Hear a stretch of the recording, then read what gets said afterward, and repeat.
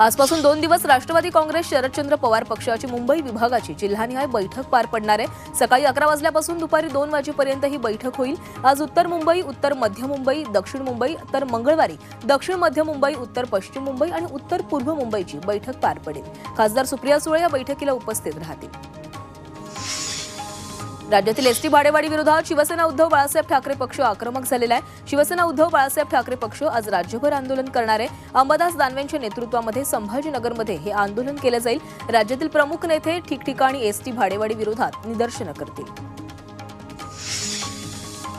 रायगडच्या पालकमंत्री पदाबाबत मंत्री भरत गोगावले यांनी महत्त्वाचं विधान केलंय। पालकमंत्री पदावर आमचा दावा आहे, पण जर तुम्ही व्यवस्थित राहिला असतात तर आम्ही त्याचाही विचार केला असता, असं गोगावले म्हणाले। तुम्ही तुमची असलियत दाखवली आणि आता आम्ही आमची असलियत दाखवतो, असं गोगावले म्हणाले। पालकमंत्री पदाबाबत तिन्ही नेते योग्य निर्णय घेतील असं स्पष्टीकरण मंत्री आदिती तटकरे यांनी दिलेलं आहे। दरम्यान पदाची इच्छा व्यक्त करण्यात गैर नाही, मात्र ती कशी व्यक्त करतो ते महत्त्वाचं असतं, असा खोचक टोला आदिती तटकरे यांनी भरत गोगावलेंना लगावलाय। रायगड आणि नाशिक पालकमंत्री पदाच्या वादावर मुख्यमंत्री आणि दोन्ही उपमुख्यमंत्री एकत्र बसून निर्णय घेतील असं वक्तव्य गिरीश महाजनांनी केलंय। पालकमंत्री पदासाठी मागणी करणं यात चुकीचं नसल्याचंही ते म्हणाले। नाशिकच्या पालकमंत्री पदावर मंत्री गिरीश महाजन यांनी प्रतिक्रिया दिली आहे। नाशिकच्या पालकमंत्री भाजपचा असायला हवा, ही मागणी गैर नाही असं म्हणत महाजन यांनी अप्रत्यक्षपणे नाशिक पालकमंत्री पदावर दावा केलाय। पालकमंत्री पदावरून सरकारमध्ये गँगवॉर सुरू आहे अशी टीका संजय राऊतांनी केली आहे, तर महायुती सरकार बिनडोक असल्याचा उल्लेखही राऊतांनी केलाय। महायुती सरकारला एवढं मोठं बहुमत मिळालं तरीही पालकमंत्री पदावरून यांची लढाई सुरू असल्याची टीका काँग्रेस प्रदेशाध्यक्ष नाना पटोले यांनी केली आहे। प्रजासत्ताक दिन साजरा झाला, मात्र यांचे वाद अजूनही मिटले नसल्याची टीका पटोले यांच्याकडून करण्यात आली। कोणताही जिल्हा हा श्रीमंत किंवा गरीब नसतो, सर्व जिल्हे आपलेच आहेत, असं वक्तव्य पालकमंत्री शिवेंद्रराजे भोसले यांनी नरहरी झिरवाळांनी केलेल्या वक्तव्यावर केलंय। मला याच जिल्ह्याचं पालकमंत्री पद द्या अशी पद्धत भाजपमध्ये नसल्याचं त्यांनी झिरवाळांना टोला देखील लगावलाय।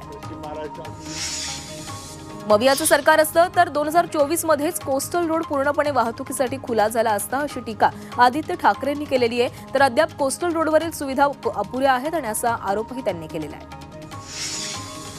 जालन्यात उपमुख्यमंत्री एकनाथ शिंदेंच्या सभेदरम्यान चोरट्यांनी चांगलाच हात साफ केलेला आहे।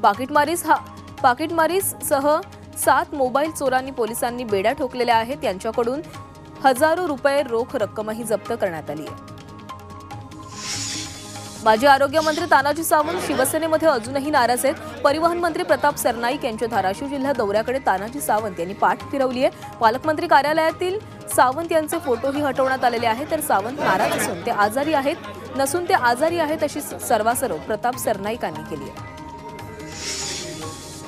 उद्धव ठाकरेंसोबत 2च आमदार शिल्लक राहतील असा दावा परिवहन मंत्री प्रताप सरनाईकांनी केलाय, तर भविष्यात धाराशिव जिल्ह्यात राजकीय बदल झाले तर वावगं वाटायला नको असं म्हणत सरनाईकांनी खासदार ओमराजे निंबाळकरांच्या बंडाचे संकेत दिले आहेत। यावर निंबाळकरांनी मात्र मौन बाळगले। जालन्यात पालकमंत्री पंकजा मुंडे यांनी भाजपचे आमदार बबनराव लोणीकर यांची भेट घेतली। कोणताही पक्षपातीपणा न करता जिल्ह्यासाठी काम करेन असं यावेळी पंकजा मुंडे यांनी म्हटलंय। इंदापुरातील वकील संघटनेच्या कार्यक्रमामध्ये उपमुख्यमंत्री अजित पवार यांनी चौफेर फटकेबाजी केली आहे। यावेळी अजित पवारांच्या भाषणादरम्यान सभागृहात एकच हास्यकल्लोळ पाहायला मिळाला। अजित पवारांनी फटकेबाजी करत वकिलांना चांगलंच सुनावलं सुद्धा आहे।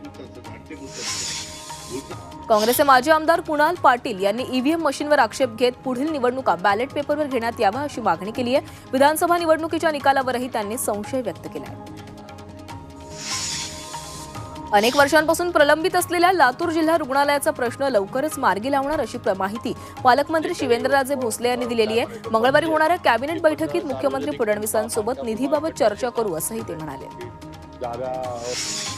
राज्यात सुरू असलेली लाडकी बहीण योजना आहे तशीच सुरू राहणार असून सरकारनं कुठलाही निकष बदललेले नसल्याचं स्पष्टीकरण आदिती तटकरे यांनी दिलेलं आहे। चालू वर्षात 2,41,00,000 लाडक्या बहिणींना लाभ मिळालाय। ज्या लाडक्या बहिणी स्वतःहून पुढे येऊन आपल्या प्रगतीबाबत सांगून स्वतः आता लाभ नको असं सांगत आहेत, त्यांच्याबाबत निर्णय घेणं सुरू असल्याचं आदिती तटकरे यांनी म्हटलंय। मनोज जरांगे पाटील यांनी सकारात्मकता दाखवल्यास मी त्यांची भेट घेणार आहे. भेट घेण्यासाठी जरांगेंना निरोप सुद्धा पाठवणार असल्याची माहिती जालन्याच्या पालकमंत्री पंकजा मुंडेंनी दिली आहे. तर मनोज जरांगे पाटलांच्या लढ्याला यश यावं असंही ते म्हणालेले आहेत. आम्हाला मनोज जरांगेंच्या प्रकृतीची काळजी असून सरकारनं याबाबत लवकरच निर्णय घ्यावा अशी मागणी आमदार विजयसिंह पंडित यांनी केली आहे. विजयसिंह पंडित यांनी जरांगेंची भेट घेत त्यांच्या तब्येतीची विचारपूस केली आणि यावेळी ते बोलत होते.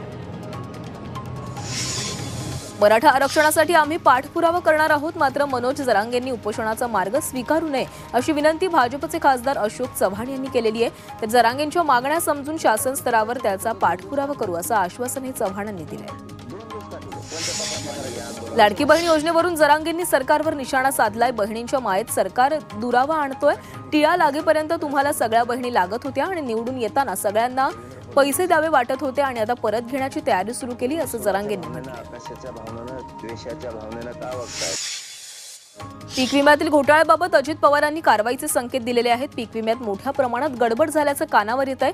गैरव्यवहार झाला असेल तर कठोर निर्णय घ्यावे लागतील असं अजित पवार म्हणाले. राज्यात पीक विमा योजना बंद होणार नाही. ही योजना शेतकऱ्यांच्या फायद्यासाठी आहे असं आश्वासन कृषी मंत्री माणिकराव कोकाटे यांनी दिले आहे. राज्यातील शेतकऱ्यांना पीक विम्याची नुकसान भरपाई मिळालेली असून ज्यांना मिळाली नाही त्याबाबत चौकशी सुरू आहे. चौकशीनंतर त्यांनाही भरपाई मिळणार असंही कोकाटे यांनी सांगितलंय. भारतात सर्वात जास्त सोयाबीन खरेदी महाराष्ट्र सरकारनं केली आहे. यात 7 लाख टन इतकं सोयाबीन महाराष्ट्र सरकारनं खरेदी केलं अशी माहिती राज्याचे पणन मंत्री जयकुमार रावल यांनी दिलेली आहे. 40 लाख बारदानं उपलब्ध करून दिलेली असून सोयाबीन खरेदीला मुदतवाढ देण्यात आली आहे अशी माहितीही त्यांनी दिली आहे. इंदापूर बाजार समितीकडून आयोजित कृषी महोत्सवाची उपमुख्यमंत्री अजित पवार यांच्या उपस्थितीमध्ये सांगता झाली. यावेळी अजितदादांनी डॉग शो पाहण्याचा आनंद घेतलाय. सोबतच विजेत्या स्पर्धकांना अजित पवारांच्या हस्ते बक्षीस वितरण देखील करण्यात आले. इंदापूरच्या कृषी प्रदर्शनातील राधाची उपमुख्यमंत्री अजित पवार यांना भुरळ पडली. राधा ही जगातील सर्वात लहान 3 फुटाची म्हैस आहे. या म्हशीची अजित पवारांनी पाहणी करत तिच्याविषयी माहिती जाणून घेतली. मध्यवर्ती बँक पदभरती विरोधात चंद्रपुरातील आंदोलनाला पालकमंत्री डॉक्टर अशोक उईके यांनी भेट दिलेली आहे. यावेळी उईके यांनी मुख्यमंत्र्यांशी याबाबत चर्चा करू असं आश्वासन आंदोलकांना दिलं. अकोल्यात अवैध दारू विक्री विरोधात वाईन बार असोसिएशननं आमरण उपोषण केलेलं आहे. याबाबत कारवाई करण्यासाठी राज्य उत्पादन शुल्क विभागाकडे कारवाई करण्याची मागणी केली होती. मात्र कोणतीही कारवाई न झाल्यानं संघटनेनं उपोषणाचं हत्यार उपसलंय. तर अवैध दारू विक्रीला उत्पादन शुल्क विभागाचा पाठबळ असल्याचाही आरोप केला. वाशिमच्या मालेगाव तालुक्यातील खडकी इजारा इथल्या शेतकऱ्यांनी पाण्यासाठी धरणे आंदोलन केलं. इजारा धरणातील पाणी सोडण्याच्या मागणीसाठी जिल्हाधिकारी कार्यालयासमोर हे आंदोलन करण्यात आलं. धरणातील पाणी शेतीसाठी सोडण्याचं आश्वासन दिलं जात आहे, मात्र अद्याप पाणी सोडण्यात न आल्यानं शेतकरी आक्रमक झाले. वर्ध्यात दिव्यांगांच्या प्रलंबित मागण्यांसाठी धरणे आंदोलन सुरू करण्यात आलेलं आहे. जिल्हाधिकारी कार्यालयाजवळ प्रहार दिव्यांग संघटनेच्या वतीनं आंदोलन करण्यात आलं. सरकारनं प्रलंबित मागण्या तातडीनं मान्य करण्याची मागणी करण्यात आली. प्रहारच्या दिव्यांग क्रांती संस्थेतर्फे अकोला जिल्हाधिकारी कार्यालयावर बोंबाबोंब आंदोलन करण्यात आलं. दिव्यांगांच्या विविध मागण्यांसाठी आंदोलन केलं गेलं. याशिवाय मानधन दिव्यांग लाभार्थ्यांच्या बँक खात्यात उशिरा जमा होत असून तो तातडीनं आणि नियमित वेळेत देण्यात यावा अशी मागणी देखील करण्यात आली. जळगावातील वंजारी गावाचं नाव बदलण्याची मागणी गेल्या 5 वर्षांपासून प्रलंबित आहे. त्यामुळे ग्रामस्थांनी प्रजासत्ताक दिनी पारोळ तहसील कार्यालयात सामूहिक आत्मदहनाचा करण्याचा इशारा दिला. ग्रामस्थांच्या या इशाऱ्यानंतर आयुक्तांनी तात्काळ नाव बदलण्याचं लेखी आश्वासन दिलंय. पुण्यातील राजगुरुनगर शहरात एका कापड दुकानात प्रजासत्ताक दिनानिमित्त मार्केटिंगसाठी महिलांना 1 रुपयामध्ये 1 ड्रेस ही स्कीम लावण्यात आली होती. मात्र महिलांना ड्रेस न देता कापड व्यावसायिकांना दुकान बंद केलं होतं. त्यामुळे महिला आक्रमक झाल्या होत्या. 1 रुपयामध्ये कपडे न मिळाल्यानं महिलांनी एकच गर्दी केली होती.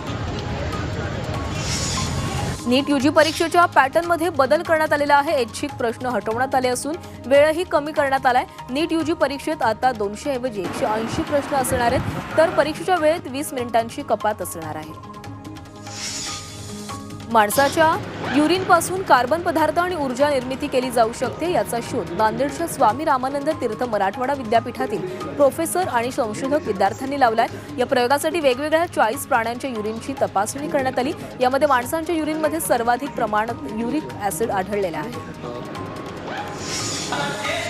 कोल्हापुरात संविधान महावाचन सप्ताहाची युनिव्हर्सल बँक ऑफ रेकॉर्डमध्ये नोंद झालेली आहे. युनिव्हर्सल बुक ऑफ रेकॉर्डमध्ये नोंद झालेली आहे. 1111 विद्यार्थ्यांनी सलग 7 दिवस 4 तास संविधानाचं वाचन केलं होतं. दरम्यान जिल्ह्यातील नेत्यांनी या रेकॉर्डची दखल घेत गुरुकुल शिक्षण समूहाचा सन्मान केला. उपवासाची भगर आणि शेंगदाण्याची आमटी खाल्ल्यानं 50हून अधिक भाविकांना विषबाधा झाली आहे. नांदेड जिल्ह्यातील माहूरमधील ही घटना आहे. विषबाधा झालेल्या भाविकांवर ग्रामीण रुग्णालयात उपचार सुरू असून सर्व रुग्णांची प्रकृती धोक्याबाहेर आहे. शहापूर तालुक्यात लालपरीची अवस्था दयनीय झालेली आहे. तब्बल 48 बस गाड्या या नादुरुस्त आहेत. प्रवाशांनाच बसला धक्का मारून आणावं लागतंय, त्यामुळे प्रवासी जीव मुठीत धरून प्रवास करतात. भिवंडी तालुक्यातील टेंभवली गावात अज्ञात चोरट्यांनी 2 घरात घरफोडी केलेली आहे. एका घरातून सोन्याच्या दागिन्यांसह रोख रक्कम चोरट्यांनी लंपास केली. या प्रकरणी अज्ञात चोरट्यांविरोधात गुन्हा दाखल करण्यात आला. चंद्रपूर जिल्ह्यातील सोनुर्ली इथं कापूस जिनिंगला भीषण आग लागली. यामुळे जिनिंगमधील कापूस जळून खाक झालाय. शॉर्ट सर्किटमुळे आग लागल्याचा अंदाज आहे. या आगीमध्ये मोठ्या प्रमाणात आर्थिक नुकसान झाले. नवी मुंबईच्या ऐरोलीत रस्त्यावरील खड्ड्यात दुचाकीचा तोल जाऊन अपघात झाला. खाली कोसळलेल्या मुलाला मागून येणाऱ्या कंटेनरनं चिरडल्याची दुर्दैवी घटना घडली. या अपघातात एका 14 वर्षीय मुलाचा मृत्यू झालाय. ऐरोलीकडून मुलुंडकडे जाणाऱ्या मार्गावरील सेक्टर 8 येथील सिग्नलजवळ हा अपघात झालाय. चंद्रपूर जिल्ह्यात कार आणि रिक्षाच्या अपघातात 2 जणांचा मृत्यू झालाय, तर 15 जण जखमी झालेत. वरोरा तालुक्यातील येनसा येथील ही घटना आहे. काम संपवून वरोरा शहराकडे जात असताना एका कारनं कामगारांच्या रिक्षाला धडक दिल्याची माहिती आहे. अकोला शहरातील नेहरू पार्क चौकामध्ये 4 चाकी वाहनाचा काल मध्यरात्री अपघात झाला. यामध्ये 3 जण जखमी झाले असून त्यांना खासगी रुग्णालयामध्ये त्यांच्यावर उपचार सुरू आहेत. वाहन चालकाचं नियंत्रण सुटल्यानं 4 चाकी विद्युत खांबला धडकली आणि विद्युत पोल क्षतिग्रस्त झाला. त्यामुळे काही काळ या भागातील विद्युत पुरवठा खंडित झाला. इमारतीच्या 3ऱ्या मजल्यावरून 2 वर्षांचा चिमुरडा खाली पडला. डोंबिवलीतील देवीचा पाडा या परिसरातील ही घटना आहे. इमारतीत राहणाऱ्या तरुणानं जीवाची पर्वा न करता चिमुरड्याला वाचवण्यासाठी झेप घेतली. यामुळे चिमुकला किरकोळ जखमी झाला असून त्याचा जीव वाचलाय. उत्तर प्रदेशच्या झांसीमध्ये एका आरपीएफ जवानानं महिलेचे प्राण वाचवलेत. ट्रेनमध्ये चढत असताना एक महिला खाली पडणार होती, मात्र जवानाच्या सतर्कतेमुळे महिलेचे प्राण वाचले. उत्तर प्रदेशच्या सोनभद्रमध्ये प्राध्यापकानं विद्यार्थ्याला मारहाण केल्याचा व्हिडिओ व्हायरल झालाय. या प्रकरणी विद्यार्थ्यानं महाविद्यालय परिसरात गोंधळ घातला. देशभरात 12 मागण्यांसह शेतकऱ्यांनी निदर्शनं केलेली आहेत. भाजप नेत्यांच्या घरासमोर आणि कार्यालयाबाहेर शेतकऱ्यांनी आंदोलन केलंय. 144 वर्षांनंतर आलेल्या महाकुंभासाठी भाविकांची गर्दी सातत्यानं वाढतीये. आतापर्यंत 11 कोटींहून अधिक भाविकांनी या ठिकाणी स्नान केलंय. हमास इस्रायलमधील युद्धविरामानंतर गाझामधील हल्ले थांबलेले आहेत. हल्ले थांबल्यानंतर लोक आपापल्या घरी परततायत.